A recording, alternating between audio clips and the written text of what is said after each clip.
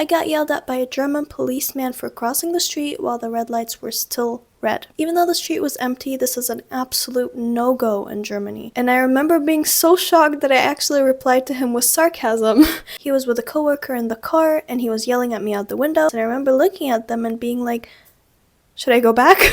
But anyway, I collected 6 things for today's video so you can avoid the German anger. So the first thing is going to be exactly what I mentioned. If you really care about what other people think of you and you don't want to get any nasty looks, then preferably wait until the red lights go green so you can actually cross the street. I know sometimes we're in a hurry and we see that the street is empty, why not just cross? It is a safety hazard regardless, so I do understand where they're coming from, but there's truly so much judgment on this action. I have noticed though that people my age are more inclined to do this and they don't really care what you think. Moving on to the second don't, and it's don't make unnecessary small talk. This doesn't apply to everyone, and if there's one thing I hate, it's generalizing, and I don't want to be doing that. But I will say that from my personal experience, most middle-aged to elderly Germans do not respond too well to small talk. In German culture, it seems to be so that there must be a purpose, there must be a reason if you actually talk to someone and address someone on the street who you don't know. If you're asking for directions, if you're lost, if you would like to do an interview, there's a reason why you're approaching this person. But if you're just going up to a person to just chat it up, they're sitting on a bench and you're like, oh, they have time for me, you sit next to them and start chatting it up, they're probably not going to be as responsive as you'd wish. I personally don't let this hold me back from doing this because I am a very social person and it's very important for me to compliment random people on the street. However, again, if you are someone who actually cares about the public eye and how people perceive you, then avoid random small talk when not necessary. My third don't is actually one you should follow, and it's respect quiet hours. What does this mean? Okay, people who have never been in Germany don't know about this, but Germany shuts down after 8 p.m. I mean, really. Many restaurants will close up, cafes will have already closed up, and shops will also close up. You will not find a mall that stays open past 8 p.m. and it's a crazy thing. But another thing that we can conclude from this is, okay, people are not at work, so they're home. Germans really value time with family and being home. So if you at late hours in the night are just playing loud music, singing really loud, making any type of noise that is unnecessary at this time, you're probably not gonna get a great reaction. Again, it depends who you're living with. I live with random people, like they're my roommates and they're all my age. And so if I'm playing guitar at 10 p.m., they're not gonna come and knock at my door, but I will make sure that I'm not doing this so loud that I'm upsetting the others. But if you're living in an actual apartment with Germans, specifically middle-aged to elderly Germans, you're gonna wanna watch out for this. Let's move on to something a little bit more positive and talk about the 3 do's that I have for you. Our first do is actually be punctual.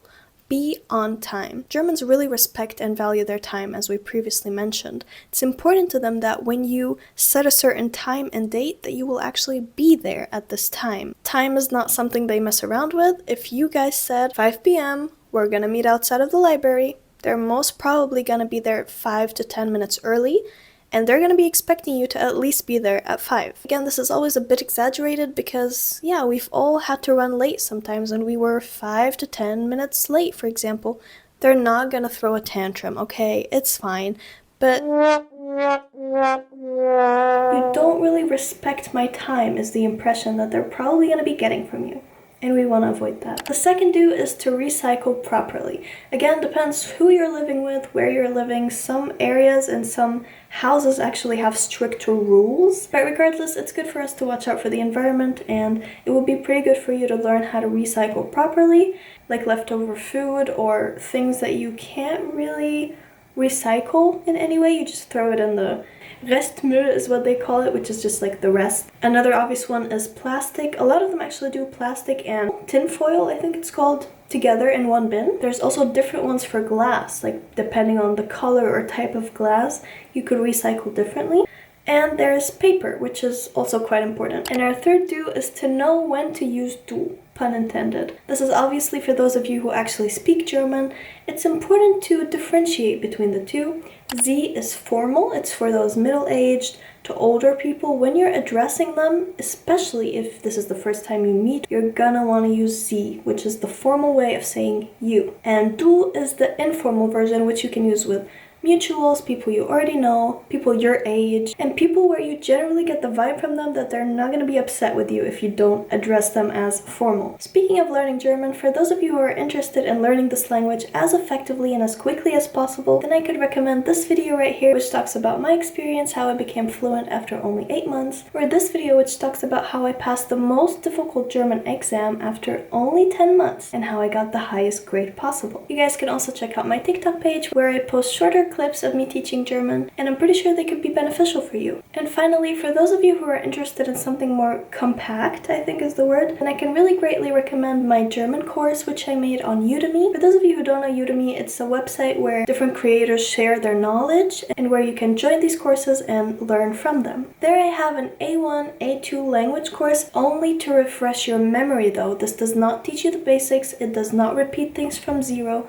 You have to already have passed A1, A2. That's what the course is for, just so we don't have any misunderstanding. I appreciate your time, thank you for watching, and I'll see you in the next ones.